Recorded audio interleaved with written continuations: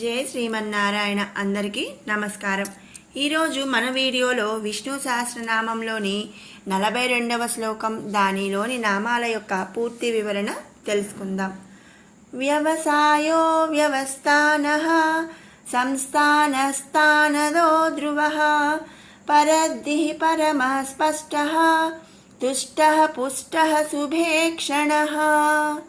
వ్యవసాయః మరి సమభావంతో ఉండే నిశ్చల బుద్ధినే వ్యవసాయం అని చెప్తారు. అటువంటి సర్వ వ్యవస్థితిని మరి బుద్ధిలో ఆ పరమేశ్వరుడు ఉన్నాడు. మానవుడు తన అభ్యున్నతి కొరకు చేయు ప్రతి కార్యమునందు కూడా పరమాత్ముడి తోడు నీడ మరి ఉండి గమ్యం వైపు ఎన్నో అడ్డంకులు వచ్చినా కూడా సమభావంతో నడిపిస్తూ ఉంటాడు శ్రీమన్నారాయణుడు. మరి మనకు మన జీవితంలో ఎలాంటి అభ్యున్నత కావాలి అన్నా, మరి దానికోసం మనం ఏం చేయాలి అని చెప్పినా, మరి ఎవరి తోడు నీడ ఉన్నా లేకపోయినా కూడా ఆ పరమాత్ముడి తోడు నీడ అనేది మనకి తప్పనిసరిగా కావాలి. ఎందుకంటే మన జీవితంలో అంటే మన కార్యాల్లో వచ్చే ప్రతి అడ్డంకులను కూడా మరి సమభావంతో తిప్పిపెడుతూ మనకు గమ్యం వైపు నడిపించే ఒకటే మార్గం శ్రీమన్నారాయణుడు అనమాట. అందుకనే మరి మన అందరినీ కూడా మన గమ్యం వైపు నడిపించేవాడు కాబట్టి ఇక్కడ స్వామిని వ్యవసాయ అనే నామముతో స్తుతించుకుంటున్నాం. తర్వాత నామం వ్యవస్థాన. పరమాత్ముడు ఈ సృష్టిని సర్వరకములుగా అమరిక చేశాడు. వర్ణములు, ధర్మములు, కాలములు, గుణములు, అలాగే స్వభావములు, మరి జీవుల మధ్య తారతమ్యములు, చతురాశ్రముల ఏర్పాటు, అరిషడ్వర్గములు, ఇలా ఎన్నెన్నో రకాలు మరి శ్రీమన్నారాయణుడు మరి అమరిక అనేది చేశాడనమాట. అంటే మన ఈ సృష్టి అనేది ఎన్నో రకాల మరి అన్నిటి కలయిక అన్నమాట. ఎన్నో గుణాలు ఉంటాయి, కాలాలు ఉంటాయి, ధర్మాలు ఉంటాయి, స్వభావాలు ఉంటాయి, మరి ఇలా వర్ణములు అని అన్నిటి కలయికే ఈ సృష్టి అన్నమాట. ఇలా పరమాత్ముడు ఈ సృష్టిని రకరకాల విషయములలో చక్కగా ఏర్పాటు చేశాడు. ఈ సృష్టి నందు జీవించే జీవులకు పలు రకములైనటువంటి మరి హితములను కూడా చేశాడు శ్రీమన్నారాయణుడు. హితములు అంటే మరి మంచి మాటలు అన్నమాట. ఇలా మరి అన్నిటినీ కూడా ఒక ప్లాన్డ్గా మరి ప్లానింగ్ ప్రకారం మరి అమరిక చేశాడు కాబట్టి స్వామిని మనం ఇక్కడ వ్యవస్థాన అనే నామముతో స్తుతించుకుంటున్నాము. తర్వాత నామం సంస్థాన. సమస్తము తన అందే కలిగి ఉన్నవాడగుట చేత అతడే సంస్థానము అని చెప్పబడుతున్నాడు. సకల జీవులకు పరమపదము అయిన మోక్ష స్వరూపముగా తానై ఉన్నాడు. అతడిని మించిన మోక్షం మరొకటి లేదు. జీవులకు కర్మక్షయం చేసి పునర్జన్మను ప్రసాదించేవాడు. మోక్షమును ఇచ్చినది అతడే. 84 కోట్ల జీవరాశులకు కూడా అతడే గమ్యస్థానం. ఇలా మరి అన్నీ కూడా తనలోనే ఉంచుకున్నాడు. తన యందే కలిగి ఉన్నవాడు శ్రీమన్నారాయణుడు. మరి ఎన్నో దారులు ఉన్నా కూడా మనం చివరికి వచ్చి చేరాల్సిన ఒకటే మార్గం, ఒకటే డెస్టినేషన్ ఏంటి అంటే శ్రీమన్నారాయణుడు. ఎందుకంటే మరి పునర్జన్మను ప్రసాదించినది, మన కర్మక్షయం చేసి జీవులకు పునర్జన్మను ప్రసాదించేది శ్రీమన్నారాయణుడు. మోక్షం ఇచ్చేది ఎవరండి? శ్రీమన్నారాయణుడు. మరి ఈ అంతా ప్రతి జీవికి కూడా 84 కోట్ల జీవరాశులకు కూడా మరి గమ్యస్థానం ఎవరండి? మోక్షం కొరకు శ్రీమన్నారాయణుడు. కాబట్టి ఇలా అన్ని సమస్తము తన అందే కలిగి ఉన్నవాడవటం చేత స్వామిని సంస్థాన అనే నామముతో స్తుతించుకుంటున్నాము. తర్వాత నామం స్థానదః. జీవులకు కర్మానుసారము వారి వారి పాపపుణ్యముల నిధుల కొద్దీ వారికి ఉత్తర జన్మలనేది ప్రసాదిస్తాడనమాట. సజ్జనులకు పుణ్యాత్ములకు మోక్షమైన పరమపదము ప్రసాదించేవాడు. స్థానము అంటే స్థానాన్ని అంటే ప్రసాదించేవాడు. వాళ్ళ కర్మానుసారం మరి వాళ్లకు వారి వారి స్థానాలను ప్రసాదించేవాడు శ్రీమన్నారాయణుడు. అందుకనే స్వామిని ఇక్కడ స్థానదః అనే నామముతో స్తుతించుకుంటున్నాము. తర్వాత నామం ధ్రువః. ధ్రువ అంటే స్థిరమైన వాడు అని అర్థం. ఈ జగత్తును మాయ అనేది చక్రమునందు పడేసి తిప్పుతున్నప్పటికీ కూడా తాను మాత్రం అభ్రమణమునకు అతీతముగా ఉండు స్థిరమైనవాడు. అంటే ఏంటి అంటే మరి మన జీవులందరికీ కూడా మరి మాయాచక్రంలో పడేసి ఆ చక్రాన్ని తిప్పుతూ ఉన్నా కూడా ఆయన మాత్రం ఒకటే చోట స్థిరంగా ఉన్నాడు. ఆయనకి ఈ మాయ అనేది మరి మాయకు అతీతుడు అనమాట. జగత్తుకు పరిణామం ఉంది కానీ పరమాత్మకు లేదు. ఆయన ఒకే చోట నించొని మన రంగుల రాట్నం, మన జైంట్ వీల్ ఎలా అయితే మరి తిప్పేవాళ్ళు కింద నించొని తిప్పుతూ ఉంటారు, ఈ జైంట్ వీల్ ఈ రంగుల రాట్నం మాత్రం రౌండ్ తిరుగుతూ ఉంటుంది, కానీ ఇక్కడ తిప్పేవాళ్ళు మాత్రం అక్కడే ఉంటాడు. మనకి ఎలా అనిపిస్తుంది? తను కూడా తిరుగుతున్నాడు అనిపిస్తుంది, కానీ తాను తిరగడనమాట. అతడు సర్వాంతర్యామి, స్థిరమైన వాడు. సామాన్యమైన ధ్రువుడికి ఉన్న స్థానమిచ్చి ధ్రువుడు అని చెప్పి ఇక్కడ చెప్పబడుతున్నాడు.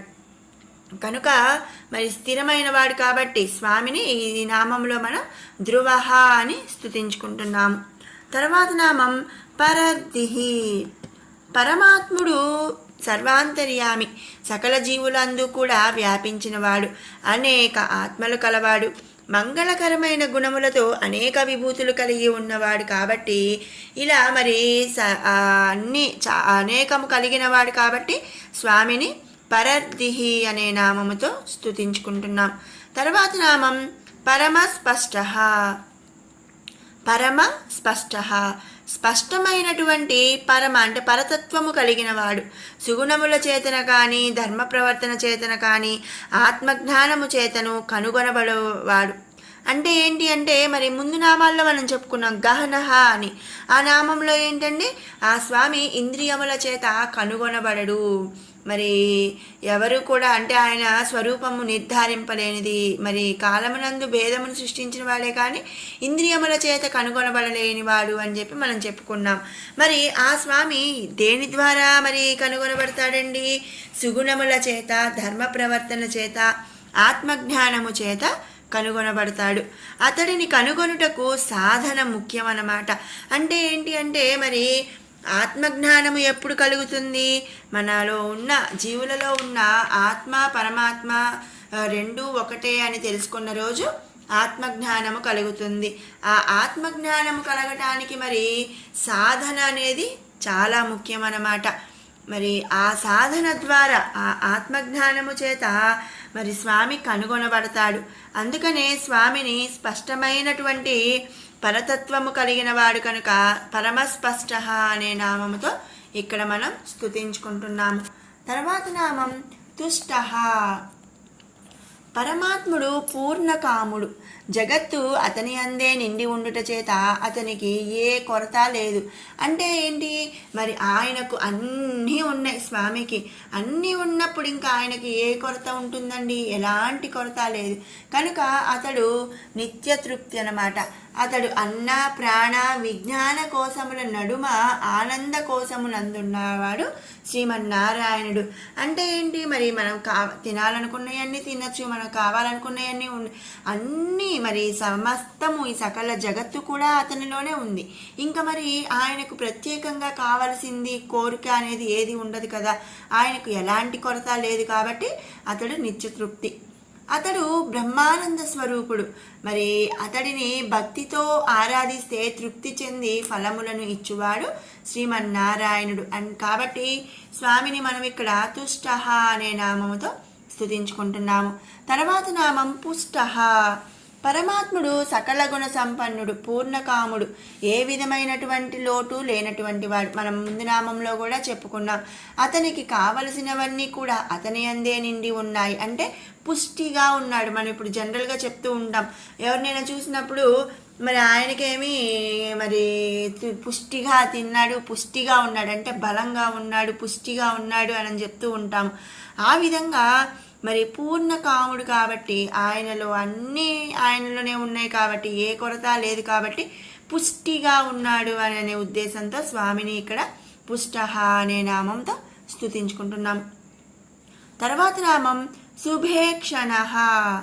పరమాత్ముడు పరమేశ్వరుడు దివ్యమంగళ స్వరూపుడు, అందరికీ పట్టుబడువాడు కాదనమాట. ఆయన మరి ఎవరికి పట్టుబడతాడు అంటే మరి ఆత్మజ్ఞానము కలిగిన వాళ్ళకి, అంటే సాధన ద్వారా ఆత్మజ్ఞానము కలిగినటువంటి వారికి, మరి గుణశీల సంపన్నము చేత నిర్మలమైన మనస్సుతో ఆరాధించి దర్శింపగలిగిన వాడు శ్రీమన్నారాయణుడు.